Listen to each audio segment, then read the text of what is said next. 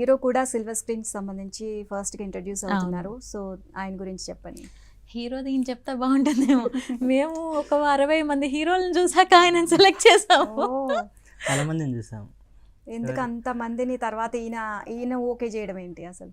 మాకు హీరో ఎలా కావాలంటే ఒకప్పుడు శ్రీకాంత్ గారిలా కావాలి. అంటే 6 ప్యాక్తో ఫుల్ పర్ఫెక్ట్గా ఉన్న హీరో వద్దు. హీరో అన్న వెంటనే అవే ప్రొఫైల్స్ వచ్చినాయి మాకు మొత్తం. అంతా ఫిట్గా స్లిమ్గా అలా ఉన్న వాళ్ళు వచ్చారు. అయితే ఫ్యామిలీ మ్యాన్ కావాలి మనకి.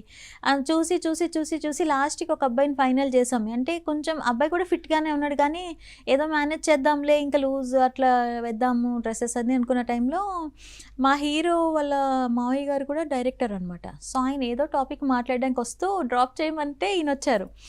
నేను అత్తారింటికి దారేది అని సీరియల్ చేసాము. చూసినప్పుడు హాయ్ హలో అనుకుని మాట్లాడుకున్న తర్వాత నేను డైరెక్టర్ గారిని అడిగాను, ఈ అబ్బాయి ఓకే నన్ను ఫోటో తీసి పెట్టాను.